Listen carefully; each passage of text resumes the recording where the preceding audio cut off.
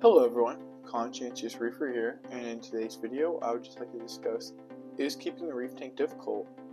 And the short answer is, it's complicated. Now what do I mean by that?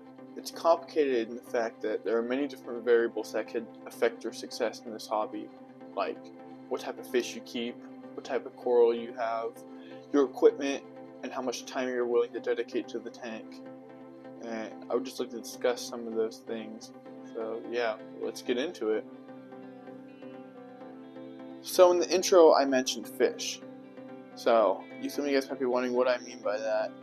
Just depends on what type of fish you have. If you have, like I have some standard per kilo clownfish, these guys are very easy to keep. They'll literally eat anything I throw in there.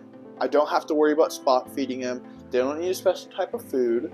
They're incredibly easy fish to keep. I also have a dark fish and a goby in here that aren't out at the moment. They're incredibly easy to keep as well. They'll eat anything. Compare that to having some sort of mandarin or dragonet type fish or a copper banded butterfly. They need to be target fed sometimes, or the copper mandarin. Mandarins need a steady supply of copepods and amphipods, but I used to have one that ate fish eggs, but I would have to target feed them, and I was just more time spending the tank, and it kind of made it restrictive, because if I were to go out of town and someone was to feed my tank, I'm not going to have them stick their arm in the tank with a turkey baster and feed my fish. That's just too much to ask. So it can be a bit restrictive, but I've never owned one, but I've seen plenty of things online about copper bands being restrictive.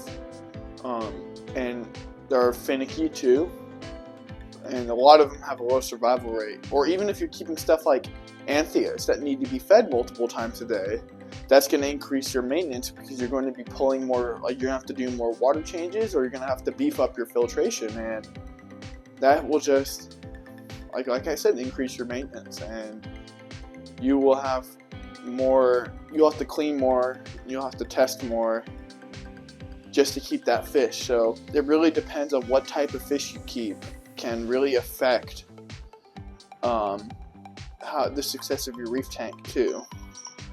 So if I was a beginner, I would try to stick with clownfish. I would avoid damsels because they are aggressive, but like royal grama backslit, bang-eyed cardinal, fish like that, fish that are very hardy and easy to keep, won't give you much trouble.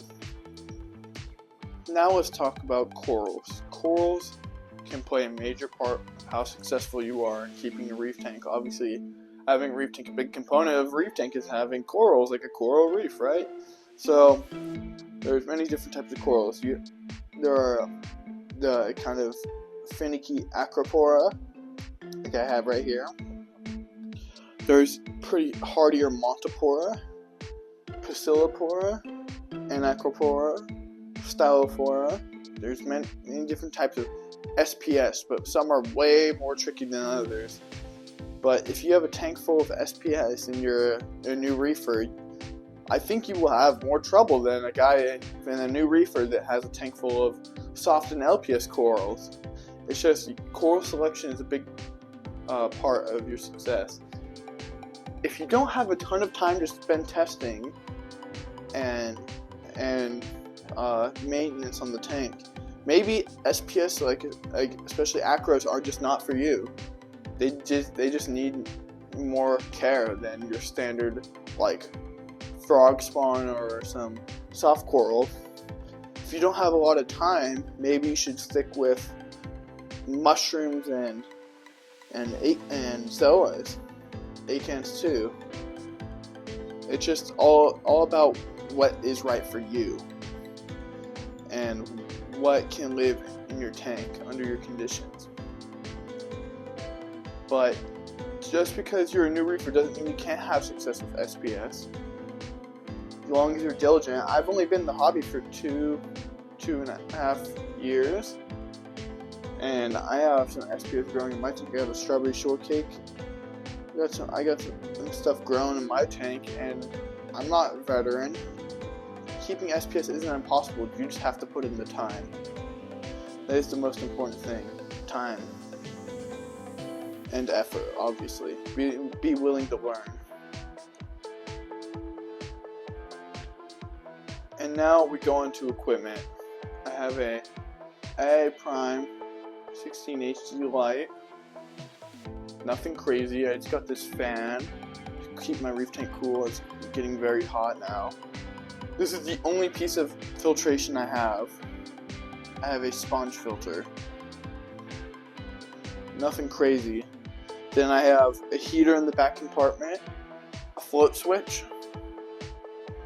and then that's it for back there. I don't even have any carbon in there at the moment. I have a CTA return pump. I have two Jabo power heads, and that's it. That's really it. You don't have to have a crazy complicated system to have success. You just have to be diligent and willing to put the time and effort in. That's really the main point I'm trying to get across in this video. Like, you can keep difficult corals in a relatively bare bones system. Like, it's not too difficult. You just have to be willing to put in the time and effort. And if you're a lazy reefer, maybe SPS and stuff aren't for you. But that's really what the point I'm trying to stress. Alright, wrapping it up here. If you guys enjoyed the video, please make sure to like and subscribe. I really appreciate it. It makes my day. And yeah, see you guys in the next one. Bye, guys.